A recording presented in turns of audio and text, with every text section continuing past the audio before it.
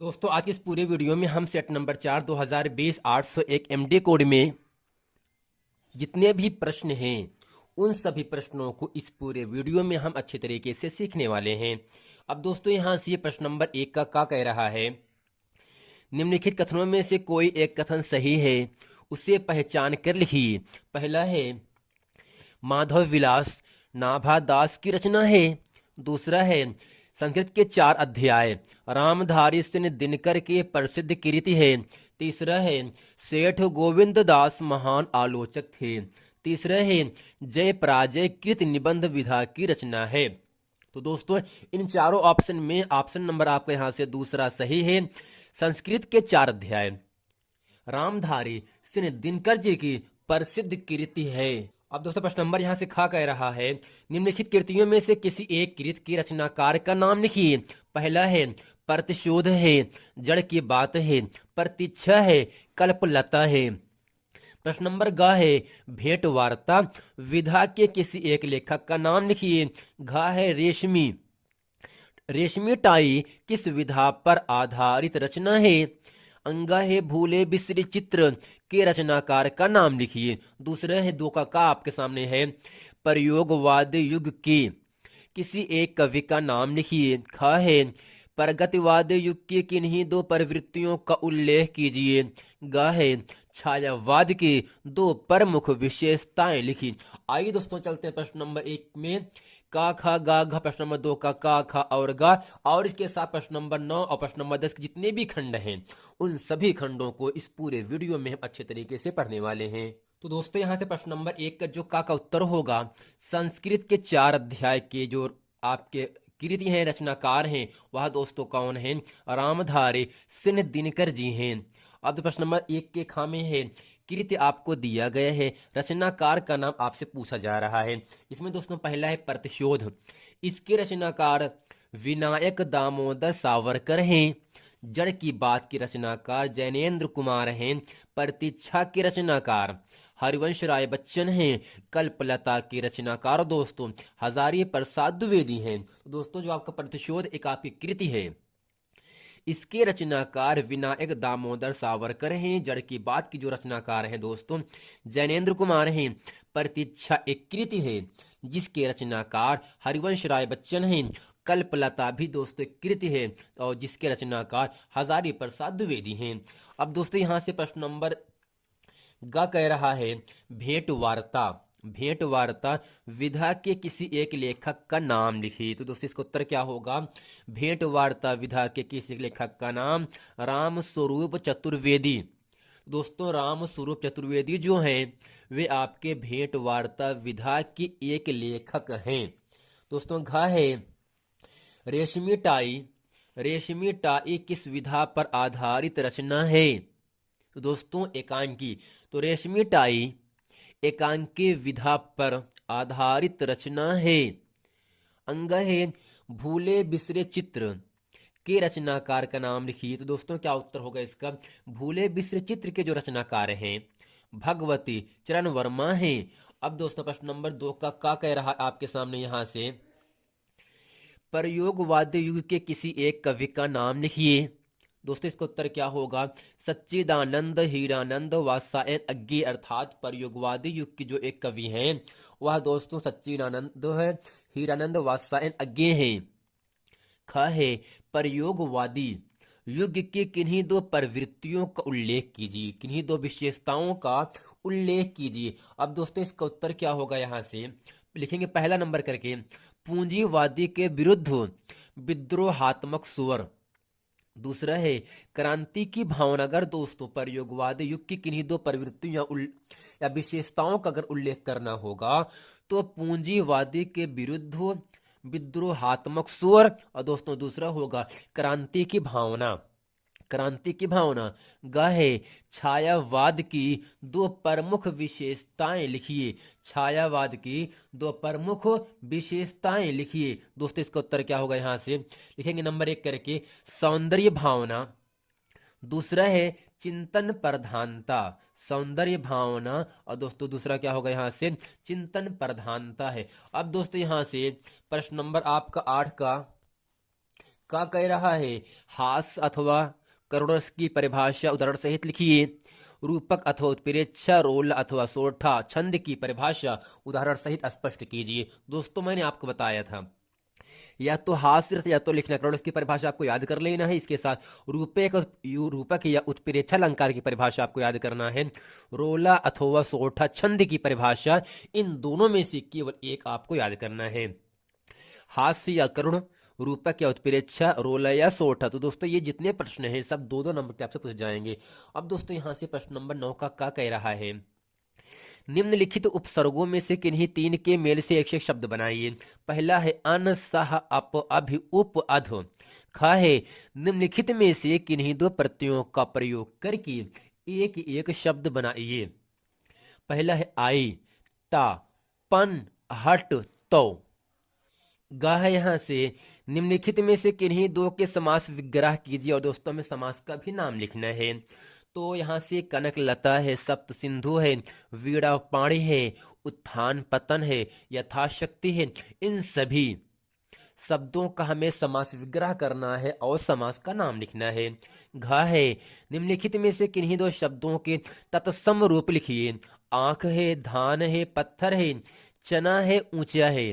अंगा है निम्नलिखित में से किन्हीं दो शब्दों के दो दो पर्यायवाची शब्द लिखिए। सूर्य, कमल, अग्नि, विद्युत, मोर। दोस्तों इन सभी पांचों शब्दों का हमें दो दो पर्यायवाची शब्द लिखना है। अब दोस्तों यहां से 10 का आपके सामने यहां से कहा जा रहा है निम्नलिखित में से किन्हीं दो में संधि कीजिए तथा संधि का नाम लिखिए। दोस्तों हमें करना क्या है, वन धन ओकसा है, महाधन औदार्य है, मातृ धन आकृति, अति धन अंत। इन चारों शब्दों का हमें संधि करना है और हमें संधि का नाम लिखना है। ख है निम्नलिखित में से शब्दों के तृतीय विभक्ति द्विवचन के रूप में लिखिए। तो दोस्तों मधु अथवा नदी, युष्मद अथवा तद, इन चारों शब्दों का हमें तृतीय विभक्ति द्विवचन आपको लिखना है।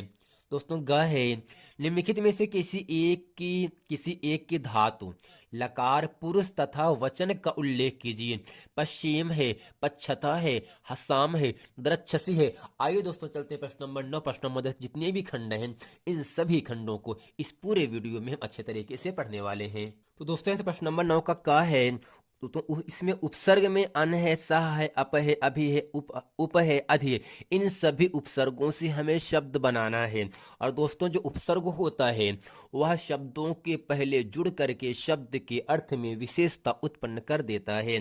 तो यहां से अन से बनाते हैं शब्द अनहोनी, सह से बनाएंगे सहपाठी, अप से बनाते हैं अपमान, अभि से बनाएंगे अभिमान, उपका उपहार या उपकार या उपदेश। दोस्तों अध से बनाते हैं अधमरा, अधपका, अधजल। अब दोस्तों आशा करते हैं जो उपसर्ग है इन सभी उपसर्गों का हमें शब्द अच्छे तरीके से आप लोगों को बनाना आ जाएगा। दोस्तों प्रश्न नंबर 9 का ख कह रहा है यहाँ आपके सामने।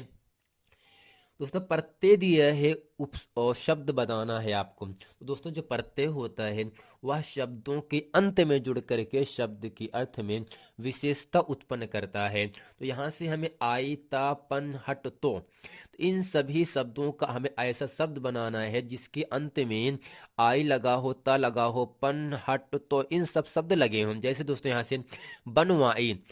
तो दोस्तों बनवाई शब्द में अंतिम पद जो होगा आपको आपका आई आ रहा है। बन धन आई, बनवाई। तो इसमें क्या है, ता से है दोस्तों कोमलता, पागलपन, चिल्लाहट, और यहाँ से महत्व है। जितने भी शब्द यहाँ पर दिए गए हैं आई यहाँ पर है, ता यहाँ पर आ रहा है, पन दोस्तों यहाँ से आ रहा है, हट दोस्तों यहाँ पे आया, तो आपका यहाँ से आ गया। तो जितने भी इसमें शब्द हैं सब के अंत में आई, ता, पन, हट, तो ये सभी शब्द आ रहे हैं। अगर शब्दों के अंत में ये सब शब्द आएंगे आई, ता, पन, हट, तो दोस्तों ये सब शब्द क्या होंगे, आपके प्रत्यय शब्द होते हैं।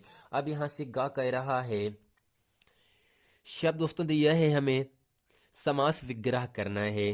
पहला है कनक लता। दोस्तों इसका जो समास विग्रह क्या होगा, कनक के समान धतूरा। दोस्तों कनक का मतलब सोना होता है, तो कनक के समान धतूरा। दूसरा है सप्त सिंधु, इसका समास विग्रह होता है 7 समुद्रों का समूह। सप्त सिंधु, दोस्तों सप्त का मतलब 7 होता है, सिंधु समुद्रों का समूह होता है। वीणा पाणी, दोस्तों वीणा है जिसके हाथ में, वीणा है जिसके हाथ में उत्थान पतन, उत्थान और पतन। अगला है यथाशक्ति, शक्ति के अनुसार, अर्थात दोस्तों जो आपका यथाशक्ति होगा यह आपका अव्ययी भाव समास है। अब दोस्तों प्रश्न नंबर 9 का घ कह रहा है आपके सामने यहां से, इसमें केवल आपसे इतना ही पूछा गया है, शब्द आपको दिया गया है, हमें तत्सम रूप का मतलब शुद्ध रूप लिखना है। आंख है, धान है, पत्थर है, चना है, ऊंचा है। तो दोस्तों आंख शब्द का तत्सम रूप अच होता है, अच का मतलब आंख होता है। और दोस्तों धान को हम धान कहते हैं, और परस्तर माने पत्थर होगा, चड़क माने चना होता है, उच्च माने ऊंचा होता है। अर्थात दोस्तों दैनिक जीवन में हम बोलचाल की भाषा में जो शब्द बोलते हैं, जो शब्द यूज करते हैं, वह दोस्तों शब्द आपका तद्भव शब्द होता है।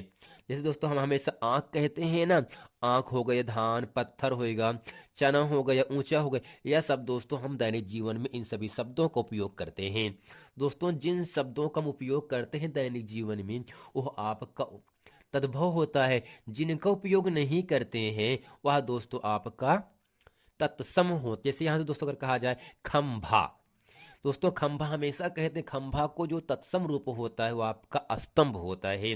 तो यहां से आंख का तत्सम रूप अच होता है, धान का धान होता है, पत्थर का प्रस्तर होता है, चना का चड़क होता है, और दोस्तों ऊंचा का उच्च होता है। तो दोस्तों आशा करते हैं उपसर्ग शब्द बनाना और दोस्तों प्रत्यय से शब्द बनाना, शब्दों का समास विग्रह अच्छे तरीके से समझ में आ गया होगा। इसके साथ ही इन सभी शब्दों का तत्सम रूप अच्छे तरीके से आपको बनाना आ गया होगा। अब दोस्तों यहां से आपका प्रश्न नंबर 9 का अंगा कह रहा है, दोस्तों हम यहाँ से शब्द दिया गए है, पर्यायवाची शब्द लिखना है। तो हम ये समझ लेते हैं किसे कहते हैं पर्यायवाची शब्द। ऐसे शब्द जो एक से अधिक अर्थ रखते हैं पर्यायवाची शब्द कहलाते हैं। जैसे यहाँ से दिया है सूर्य है, कमल है, अग्नि है, विद्युत है, मोर है। तो दोस्तों सूर्य को हम क्या क्या कहते हैं? तो दोस्तों सूर्य को कहते हैं दिनकर दिवाकर, अर्थात दोस्तों यहाँ से दिन दिवाकर भानुभास्कर। दिन दिवाकर भानुभास्कर जो शब्द है इसमें 4 शब्द हैं, दिन दिवाकर भानुभास्कर, यह दोस्तों चारों शब्द सूर्य के पर्यायवाची शब्द हैं।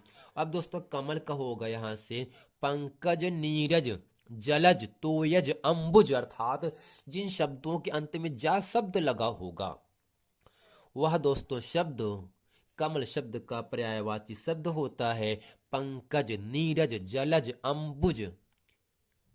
ठीक दोस्तों, यह सब दोस्तों क्या होगा आपका कमल शब्द का पर्यायवाची शब्द होता है। अब दोस्तों यहां से अगला है अग्नि। तो दोस्तों अग्नि का मतलब आग होता है। क्या दोस्तों होगा?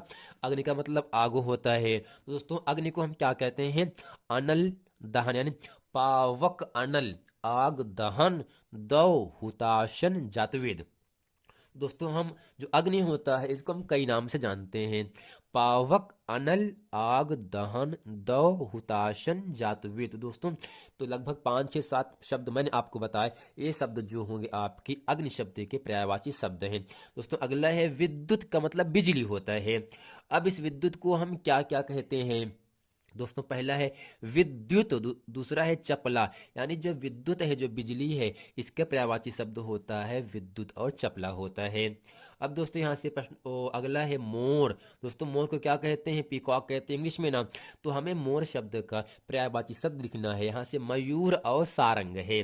दोस्तों मयूर मिस मोर होता है, सारंग मिस भी आपका मोर होता है। विद्युत माने बिजली, चपला माने बिजली, दहन माने आग, अनल माने आग, पंकज और नीरज के माने भी कमल होता है, दिन दिवाकर भानुभास्कर के माने दोस्तों सूर्य होता है। अब दोस्तों प्रश्न नंबर 10 का कह रहा है, हमें यहाँ से संधि विच्छेद दिया गया है, संधि करना है और संधि का नाम लिखना है। पहले यहाँ से है वन धन अवकसा। दोस्तों इसका जो संधि होगा वनौकसा, अर्थात दोस्तों इस पूरे संधि में तो ना के ऊपर अव की मात्रा, अगर ऊपर आय या औ की मात्रा लगा होगा तो आपका वृद्धि संधि होगा। अगर दोस्तों बीच में अधूरा शब्द आएगा तब दोस्तों यह जो संधि होगा वो आपका यर संधि हो जाएगा। तू वन धन अवकसह वनौकस ऊपर 2 पाई वृद्धि संधि। महाधन औदार्य महोदार्यम, दोस्तों यहाँ का महोदार्य हो जाएगा। अगर दोस्तों यहाँ से म लगा देंगे तो महोदार्यम हो जाएगा। तो हा पर भी दोस्तों अव की मात्रा है तो ये भी क्या होगा आपका वृद्धि संधि में जाएगा। मातृधन आकृति, तो दोस्तों यहाँ पर जो आधा र आ रहा है इसका मतलब क्या होगा आपका, इसका जो संधि होगा मात्राकृत होगा। अगर आधा र आ रहा है तो यहाँ से जो आपका संधि होगा यड़ संधि होगा। अतिधन अंतः अत्यंतः, तो यहाँ से अधूरा शब्द ता आ रहा है, इसका मतलब यह भी होगा आपका यड़ संधि।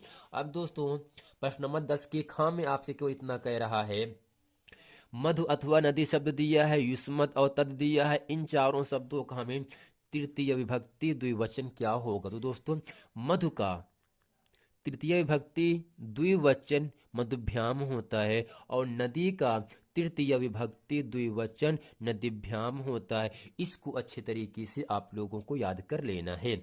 युष्मद शब्द का तृतीय विभक्ति द्विवचन युवाभ्याम होता है और तद शब्द का तृतीय विभक्ति द्विवचन दोस्तों ताभ्याम होता है। इसके साथ प्रश्न नंबर 10 का गा कह रहा जो कि इस पूरी सेट नंबर 4 का अंतिम प्रश्न है। इसमें है पश्चिम है, पच्छथा है, हसाम है, दरक्षसी है, इन चारों शब्दों का हमें धातु लकार पुरुष वचन पूछ रहा है। तो दोस्तों जो आपका पश्चिम होगा दृश्य धातु का विधिलिंग लकार है, उत्तम पुरुष इसके साथ आपका बहुवचन में जाएगा।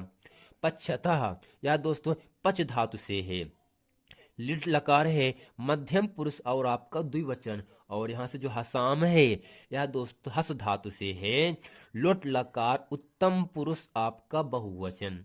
दरक्षसी दृश्य धातु का लिट लकार का मध्यम पुरुष एक वचन आपका दोस्तों क्या होगा आपका दरक्षसी होगा। दोस्तों आशा करते हैं सेट नंबर 4 2020 801 एमडी कोड में प्रश्न नंबर 1 प्रश्न नंबर 2 इसके साथ ही दोस्तों जो जीवन परिचय है इसको अच्छे तरीके से आप लोगों को याद कर लेना है, और इसके साथ श्लोक भी आपको याद करना है। करोड़ अथवा हाथ की परिभाषा, रूपक अथवा उत्प्रेक्षा अलंकार की परिभाषा और रोल अथवा सोठा की परिभाषा, इन सभी प्रश्नों को अच्छे तरीके से आप लोगों को याद कर लेना है। इसके साथ ही आपका जो निबंध आएगा 9 नंबर के लिए, और इसके साथ ही आपका 3 नंबर के लिए जो जवाहर खंड का भी आता है।